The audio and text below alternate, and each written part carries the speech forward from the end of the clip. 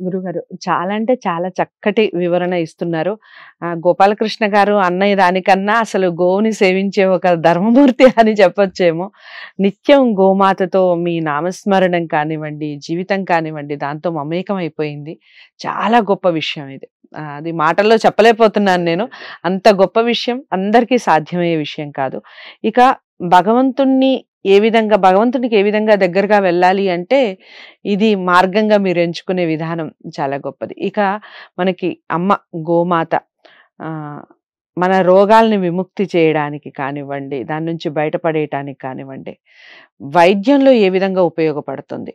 ఎలాంటి పదార్థాలని మనం వైద్యంలో వాడుతున్నాం? అంటే ఆయుర్వేదంలో మనం దీనికి సంబంధించి ఏ పదార్థాలు వాడుతున్నాం చెప్పండి. ఇది దేవుడి మీద భక్తి ఎలా ముఖ్యం, గోవు మీద, గోమాత మీద ఆ నమ్మకం, ఆ శ్రద్ధ, దాని గురించిన విషయాలు తెలుసుకుని దానికి తగ్గట్టుగా మనం నడుచుకోవడం అనేది నిజంగా మనకి పూర్వజన్మ సుకృతం. గోవుని 4 వేదాల్లో, అష్టాదశ పురాణాల్లో, ఉపనిషత్తుల్లో ఎన్నో ఎన్నో ఎన్నో విషయాలు చెప్పారు. అసలు వేదం చదివితే తప్ప అసలు గోవు అంటే ఏమిటో నీకు తెలియదు అన్నాడు. గోవు యొక్క ఇంపార్టెన్స్ తెలియాలంటే వేదం చదవాలి. ఇప్పుడు వేదం చదివేవాళ్ళు, చెప్పేవాళ్ళు, వినేవాళ్ళు లేరు. కాకపోతే అందుకే మనం మిస్ అవుతున్నాం, గోవు గురించి తెలుసుకోలేకపోతున్నాం. గోవు ఏదో రోడ్డు మీద తిరిగే జంతువు అనుకుంటున్నాం. అలా కాదు, గోవుని గురించి మీరు తెలుసుకోవాలి. అందుకే మనం గోవుని ఎలా నెగ్లెక్ట్ చేస్తున్నామో, మన తల్లిదండ్రులను వృద్ధాశ్రమంలో చేర్చేసి వాళ్ళని వదిలేసి వాళ్ళని సేవించకుండా పితృదేవతల్ని మనం చాలా గొప్ప విషయం, చాలా గొప్ప పోలిక అసలు నిజంగా అని శాస్త్రంలో వేదంలో ఉన్నది. అలాగా నేను యాక్చువల్గా నేను సినిమా డైరెక్టర్ని, ప్రొడ్యూసర్ని, సినిమాలు చేశాను. అవన్నీ వదిలేస్తే తర్వాత ఎన్టీ రామారావు గారు చీఫ్ మినిస్టర్గా ఉన్నప్పుడు నన్ను మెడ్రాస్ నుంచి ఇక్కడికి వచ్చేయమని, గవర్నమెంట్కి డాక్యుమెంటరీ ఫిల్మ్స్ చేయాలి మీరని నన్ను అపాయింట్ చేసి చాలా డాక్యుమెంటరీ ఫిల్మ్స్ నా చేత చేయించారు. ఆంధ్రదేశం అంతా తిరిగి చాలా స్కీమ్స్ మీద చేసి అవన్నీ థియేటర్లో రిలీజ్ అయ్యాయి సినిమాలు. అయిపోయిన తర్వాత ఇలా డాక్యుమెంటరీ మీద ఒక అవగాహన నాకు కలిగించాడు ఆయన.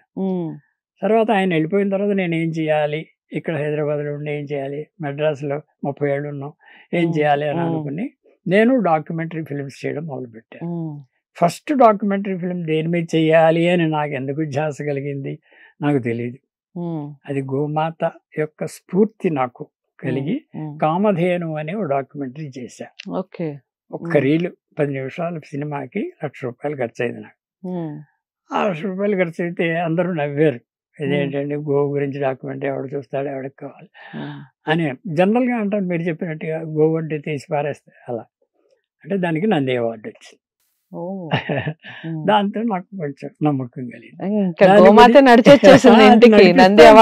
నడిపిస్తోంది, మన మార్గం చూపిస్తోంది. సో దాని గురించి కొంత సేకరణ చేసి ఇవన్నీ పుస్తకం ప్రింట్ చేయాలంటే డబ్బు లేదు నా దగ్గర. అప్పుడు తిరుమల తిరుపతి దేవస్థానం వాళ్ళకి రాశాను, నాకు ఏదో 25,000 ఇస్తే పుస్తకం ప్రింట్ చేయించుకుంటానండి. వాళ్ళు మీటింగ్ పెట్టి వాళ్ళ బోర్డు మీటింగుల్లో ఇలాంటి పుస్తకం అసలు గోవు గురించి ఇంతవరకు మన దాంట్లో లేదు అని చేత అది మనమే పబ్లిష్ చేద్దాం, ఆ క్రెడిట్ మనకే రావాలి, ఆయన అగ్రిమెంట్ ఇస్తే మనం ప్రింట్ చేయిద్దాం అన్నారు. గ్రేట్. చూడండి చూడండి గోవు ఎలా మనం నడిపిస్తుంది. నమ్మకం అనేది. అలాగే వాళ్ళు పబ్లిష్ చేశారు ఆ పుస్తకం, వందే గోమాతరం అని ఆ పుస్తకం. ఇలాగా దీని మీద ఇంకా రీసెర్చ్ చేసి 8 పుస్తకాలు రాశా. దాంతో తృప్తిగా లేదు నాకు, ఇంకా చేయాలి వేదాలు, ఉపనిషత్తులు, పురాణాలు నాకు చదువు రాకపోయినా అన్ని స్టడీ చేసి 620 పేజీలు ఒక పుస్తకం, గోమాత అద్భుత శక్తి అని ఒక పుస్తకం రాశా. అది చిన్నజీర స్వామి, కోటేశ్వరరావు గారు వీళ్ళందరూ కూడా చాలా అప్రిషియేట్ చేశారు. అసలు స్ఫూర్తి ఎలాగ మనం డ్రైవ్ చేస్తున్నాం దాని మీద డాక్యుమెంటరీ ఫిల్మ్స్ చేశాను. దాని మీద గోగీత అని భగవద్గీతలా గోగీత అని తయారు చేశాను. ఇలాగా నాకు రకరకాలుగా నడిపిస్తుంది. నాకు తెలియదు గోమాత డ్రైవ్ అది. అంచేత ప్రతి వాళ్ళు గోవుని నమ్మండి. దాన్ని ఇప్పుడు గోమూత్రం తీసుకుంటాను, గోమయంతో చేసిన పిడకలతో రోజు అగ్నిహోత్రం చేస్తాను, వైద్యంగా కూడా ఇలాగ ఎన్నో విధాలుగా చేస్తుంటాను. దీనికి కారణం ఏంటంటే ఈ అసలు ఆయుర్వేదం అనేది ఈ గోవు లేకపోతే ఆయుర్వేదం లేదు. గోవు ఇచ్చే పంచగవ్యాలు ఆ 5 మనకి అన్ని ఔషధాలుగా ఉపయోగిస్తుంది. దట్ ఈస్ ఆయుర్వేదం.